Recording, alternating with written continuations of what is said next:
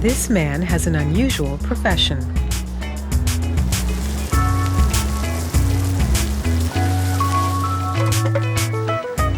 No journey is too difficult, no distance too great.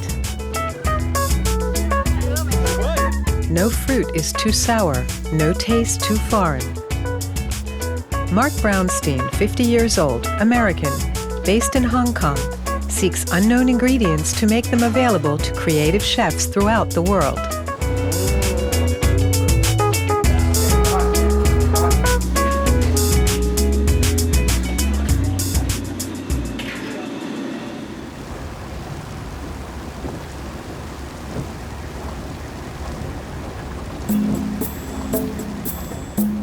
Monsoon, the rainy season. The sun rarely appears. Not the most comfortable time to travel, but a particularly interesting one for Mark. Together with his friend Ajit, he's traveling through the West Ghats, a mountain range which runs along India's west coast. Excellent tea and coffee flourish here. However, during the monsoon season, there is little activity on the plantations. Mark has heard of a tree which provides shadow for the coffee plants. During the monsoon season, it drops its fruit, Kodampali. Garcinia gumagata is its botanical name. It has little aroma, but it is extremely sour. Ajit has found the plantation's owner and is gathering some initial information about the Kodampali fruit. ಇದು ನೋಡೋಣ ಇದರ ಹಣ್ಣಾದರೆ ಇದು ತಿನ್ನಲಿಕ್ಕೆಲ್ಲ ಆಗೋದಿಲ್ಲ ಭಾರಿ ಹುಳಿ ಇಲ್ಲಿ ಹಲ್ಲುಂಟಲ್ಲ ಅದೆಲ್ಲ ಆ ಥರ ಇದು ಈ ಥರ ಬಂದಿದೆ. Fruits are worth almost nothing on the market. The plantation workers collect them for their own use. Enya Apachu takes Mark and Ajit to show them how they prepare Kodampali on his farm.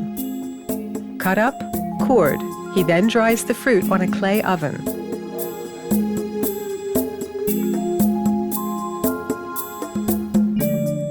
Ajit Pal Singh, 32 years old, knows a lot about the regional cuisines in his country and shares Mark's passion for everything edible, especially if it's new, exotic, and unknown. And it seems that the Kodampali fruit is used only here, in southern India's coffee mountains. It's a bit of the tropical sour that tamarind is, but it's also tastes of the forest. So, wild fruits, like wild blueberries, wild currants, blackberries. Very dark, very fruity, very uniquely sour, and smoky. It's smoked, so as it's dried, that is a big plus, That adds complexity. And on top of that, Mr. Enya, the plantation owner, has also found a way of refining the Kodampali. He cooks the fruit for 24 hours to make a sort of Kodampali vinegar. ಇಲ್ಲೇ ಇರಬೇಕು ಇದು ಆಗ ಇದು ready ಆಯಿತು ಅಂತ ಇನ್ನು ಬಾಟ್ಲಿಗೆ ಉಯ್ಯೋದು ಅದು cold ಆದಮೇಲೆ ಇದನ್ನು ತೆಗೆದುಬಿಟ್ಟು ಇಲ್ಲಿ ಕರೆಯಲ್ಲಿ ಮಡಗಿ ಕೋಲ್ಡ್ ಆಗಬೇಕು ಇದು ಇಲ್ಲೇ ಇರಬೇಕು ಈಗ ಆದರೆ ಬೀಳಬಾರ್ದು ಇಲ್ಲೇ ಇರಬೇಕು ಇದು ಅದರ ಲೆಕ್ಕ. Enya is one of the few who makes a small secondary income from Kodampali.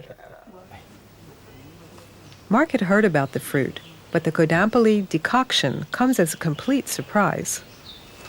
It's so beautiful and thick, huh? Don't taste it. He sees a market for exotic new souring agents, if they are exceptional enough.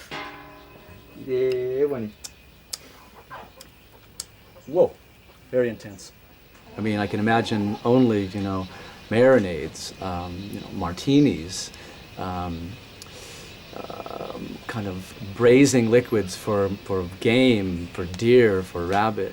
I mean, it's like a 75-year-old balsamic vinegar, very thick, very fruity, very kind of red fruit, like wine-like almost, Mark asks how many bottles he produces a year and how much they would cost. And how much? 20. I'll take it. For sale. I'll take it. or 5. 20 he could sell, says the farmer. 5 he would like to keep for himself. And yes, a bottle would cost 200 rupees, about $5. One bottle.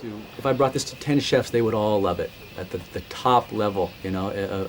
As a finished product, you know, it blows my taste buds away. You know, completely. Gotta buy it. Gotta buy it and get it back to the laboratory. You know, I mean, chefs would be speechless.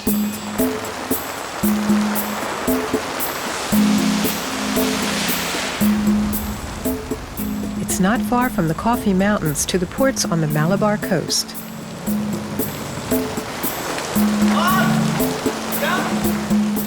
Monsoon downpours are generally short but intense. Fortunately, in southern India, you can always find a coffee house. It's dry, they offer breakfast, small snacks, and naturally, coffee.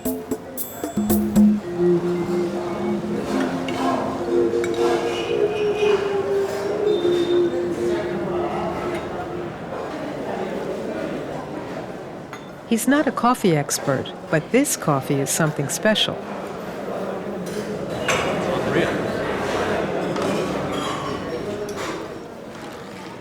In northern India, people drink tea. In the south, people enjoy the coffee from the mountains of the West Ghats. Where are they doing this in? Doing it in the kitchen.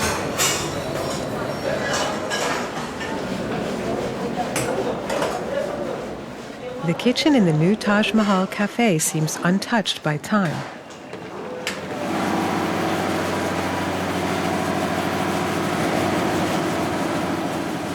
The coffee is roasted over an open fire. Mark learns that it's known as monsoon coffee, and it's only made here on the Malabar coast and only during the rainy season.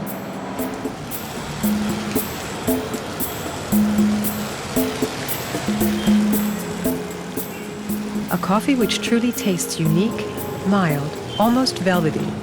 Mark wants to know more about the rain coffee. The Dutch introduced coffee to India in the 17th century. The British later established large plantations.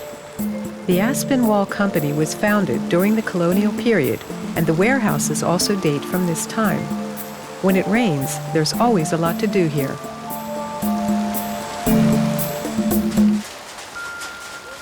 Top quality raw coffee, the still green beans are now spread out in the partially open halls and repeatedly turned.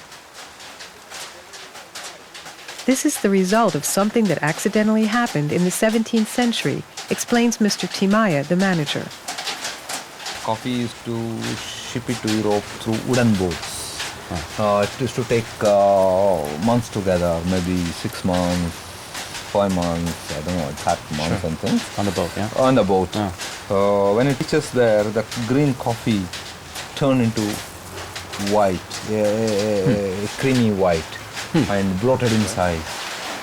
Mild, velvety, and highly aromatic, the monsoon coffee was perfect for European tastes. The time of the old merchant ships is past. And so today, the beans are exposed to the damp monsoon winds in open halls. The coffee is changed apparently by this monsooning process. You know, I'm not a science expert, but I know about food, a bit about food chemistry. It makes perfect sense, you know. It seems that the coffee is mellowed, so it should have some special, you know, especially nice balanced kind of characters. It's unique. That story is very cool.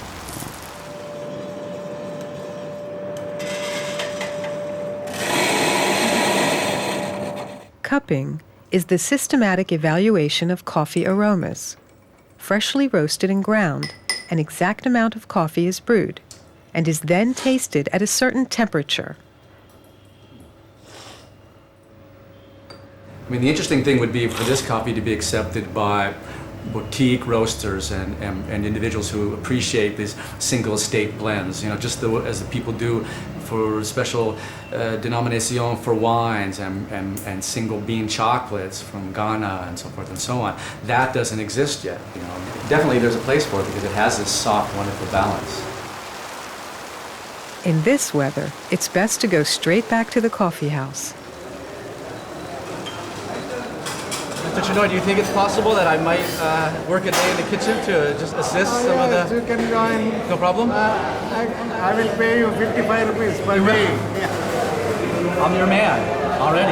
Yeah. Huh? Yeah. Shall we? Mr. Shinoy, the owner, pays about $1.50. That's the typical daily pay in the region. Mark can start immediately. Got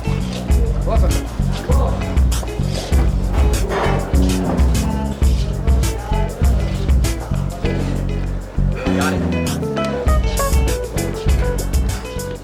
At a dozen open hearths, things fry, steam, hiss, and boil all at the same time. Every food has its own certain time of day. The menu changes on an hourly basis.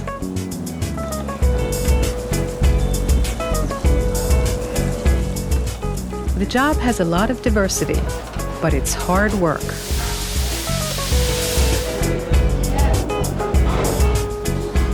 Just enough energy left to discover a giant lemon.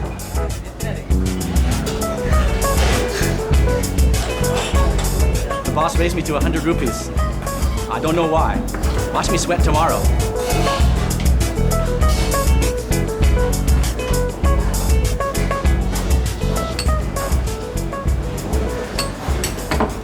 So it's sugar, milk, and pistachio and almond on top. Got it? In a place like this, the food hunter is like a recipe hunter because these are things you just won't find any longer.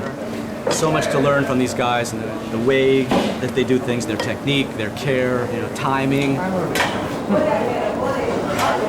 Any rice? The large caucasia leaves only grow during the rainy season. Mark hears that they are filled with grated coconut, tamarind, young rice, coriander seeds, and chili. The roll is known as patroti and is a typical monsoon dish. Steamed for 15 minutes, then the patroti is finished.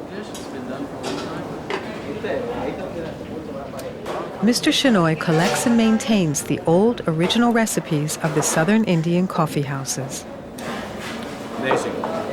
Fantastic flavor, huh? Very complex.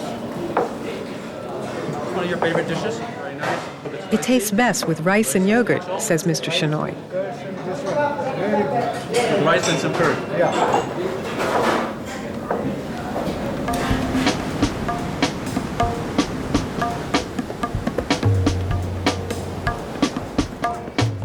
The Gate of India, Bombay's landmark. Get your bun. Mark has an important meeting at India's most famous hotel.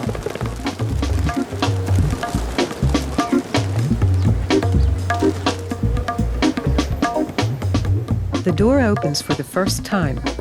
Making contact with the executive chef of the time-honored Taj is difficult, let alone getting an appointment. Hemant Oberoi is regarded as the godfather of the art of Indian cooking. He manages the kitchens of all 77 Taj hotels. Mark wants to ask Hemant Oberoi's advice about Kotapalli. And since he's there anyway, he wants to offer the great chef one of his own products. Yeah, I want to show you some stuff and see what you guys think. But this one is from Lao. It's a sweet papadum made of fresh cooked tapioca. The chef immediately orders khao kiap, as the crackers from Laos are known, to be test-cooked. Khao kiap was Mark's first discovery, which sold in large quantity, and the product with which Mark's unusual career began 10 years ago.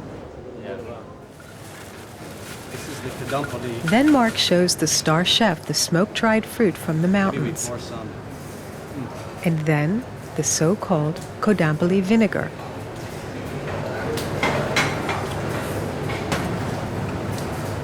For me, this is very fruity and very smoky, sour. It's very inky, like you described some red wines. It's not nicely sour, it's super. In Kurga, they're saying it removes the fat from a fatty dish. You see, this vinegar is available, and people know about it, but only in parts of India, very small segment. But all over India, if you ask me, people do not know about this. It's like one of the forgotten things. Seafood, prawns. Seafood can be done into this. Seafood, yeah. Probably we will try a dash of it with the crab and the prawn, and we'll try it out. Yeah. Sure, we'll try it now.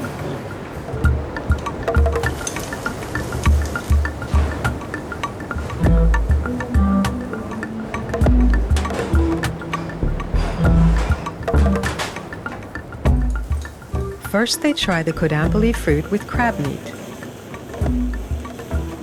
It's always a critical moment when the chefs put a product to the test for the first time.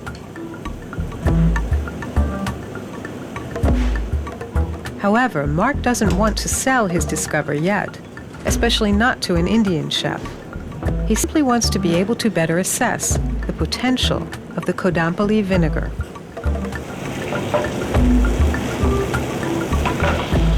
It's literally too strong and too sharp for the prawns, and once we put it along with this, I think it will cut down on the taste of everything. Probably we can use a reduction with the balsamic. We can mix it up, both the vinegars. Probably in the chicken dishes, like how they use in the cooked chicken, it can be used.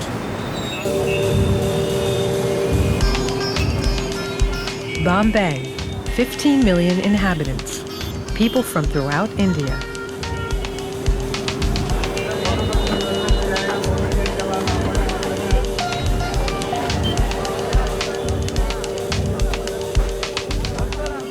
Ajit knows of a roofed bazaar alley near the Friday Mosque, in which the traders have specialized in mithal, Indian sweets.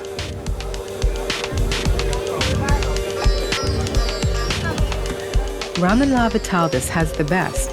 Since India's independence in 1947, the family business has been producing Indian sweets, sweets completely without chocolate.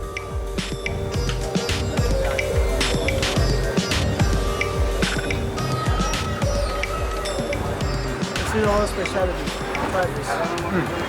Without any sugar. Oh, because you have dates, right? No, figs. Figs come from best figs from Afghanistan. Most of the colorful delicacies are made of milk, but a number are also made with nuts and dried fruit. Badam puri with almonds, anjeev borfi with figs, and kaju katri with cashew nuts. Cashew and sugar. No, cashew on the outside. Okay. Inside is some mixture of dry fruits. Mixture dry fruits. Pistachio, bit, almonds. You know, you have the complement of almond, pistachio, saffron, cardamom, cloves, cinnamon, and you have all the fruits, you know, figs and dates. But most of them are very fresh, so there's a short shelf life. Out of these 20 items, there are 3-4 items that I would like to import, you know, that can travel and would have to be kept as far as away from moisture. Moisture would be the enemy. Perishable, too sensitive, too expensive, too cumbersome. Not every culinary discovery makes it into Mark's assortment of saleable, marketable products.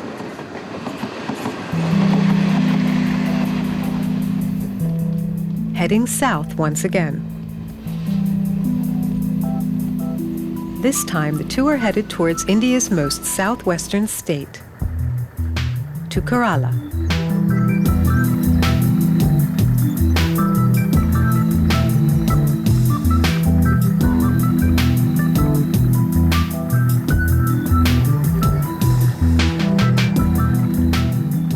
Kerala is crisscrossed by the backwaters, a network of large and small canals. Life takes place on and near the water.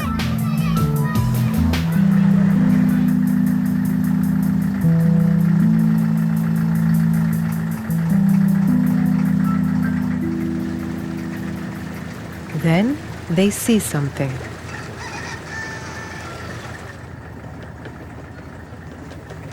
Hey Mark, look there, the toddy trapper. He's softening the branch to get more toddy. Wow. Hey, it's wonderful, huh? Beautiful. Hello, toddy man. How's it going? Toddy ready? I want to try the toddy later, okay? Okay. Yeah, you have some toddy, huh?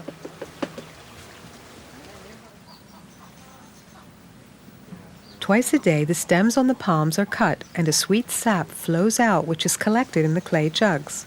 The farmer, Omana Kutan, has leased 12 palms.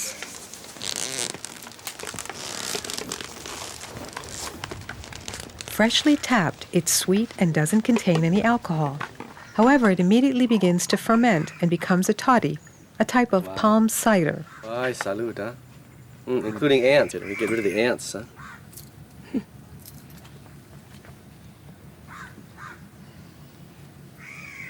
Leave some for me. I love it. Wow.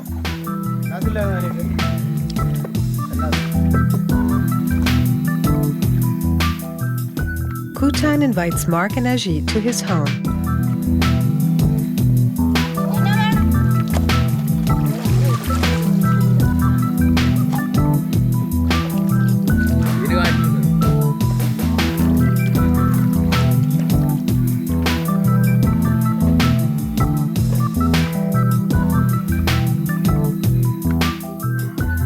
Kutan's house lies next to one of the smaller canals. Lunch will be the dish in Kerala, fish curry, fiery hot and full of coconut. Kutan's wife and his mother are already at work.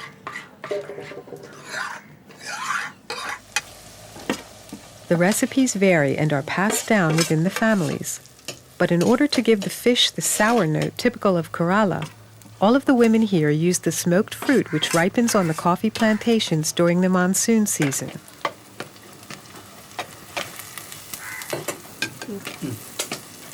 Bye. Ajit, come and check it out. Kodompoli. Oh. Huh? Nice one. Yeah? കുടംപുളി മീൻ കയറുന്ന പറഞ്ഞാൽ മീനിൻ്റെ ഗുണം മീൻകറിയുടെ ഏറ്റവും പ്രധാനപ്പെട്ട കാര്യമാണ് പാകം ഉപ്പും പുളിയും എരിവുമാണ് മീൻകറിയുടെ സ്വാദ്. Quantity and timing, important information for Mark. It's after the spices, but before the coconut. He carefully observes how the locals handle ingredient, even though the chefs will later cook using their own ideas.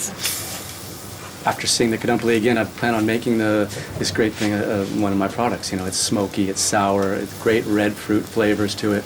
It's unique. There's still some work I'd have to do on constructing it to be a finished product, you know, as far as how it will be processed, how it looks best, how it keeps well, what size kind of packaging it would be in, either wholesale or retail, and price, of course, don't forget the price. Next door, Kutan is working on refining the toddy. He's been working on this liquid for 8 months. Don't know at all. No idea. It's gotta be a liquor or something, no? Vinagre. Made of coconut palm must, completely new to Mark.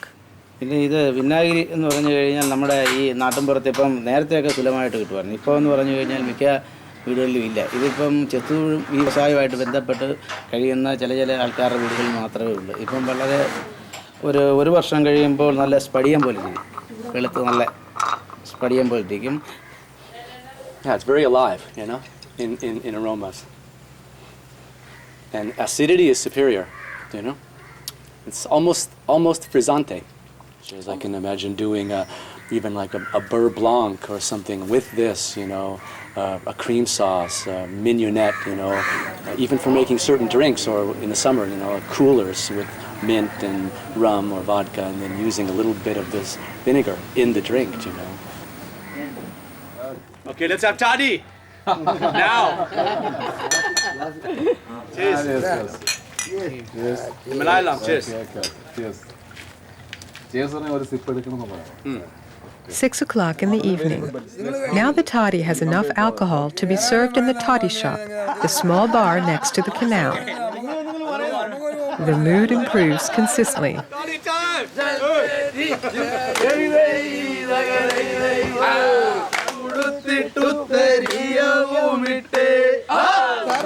സർവശക്തനായ ദൈവം ഉണർത്തിയിടണമേ, സർവശക്തനായ ദൈവം ഉണർത്തിയിടണമേ.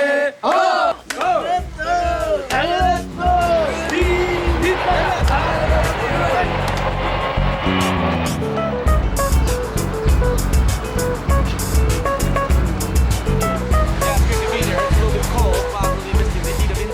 China's boomtown. More money is earned here than anywhere else in the Middle Kingdom, and spent. Several dozen top restaurants compete for guests. Good for Mark. He has been doing good business in Shanghai for years, with Jeremy Lung, for example.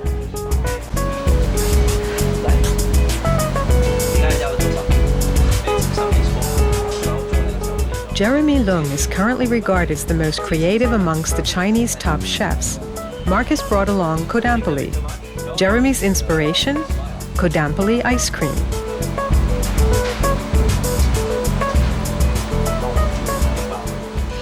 This is going to take a while.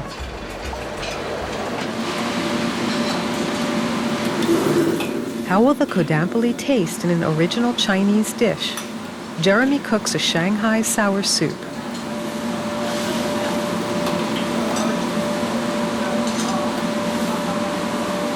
There's quite a lot of souring agents that is applied in Chinese cooking. Although I have to say, this is quite unique. It's the first time I've seen this. He had to be a little inventive, but then the soup is finished.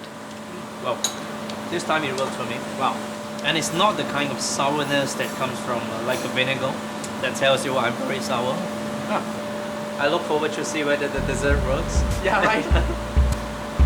I have a feeling. No?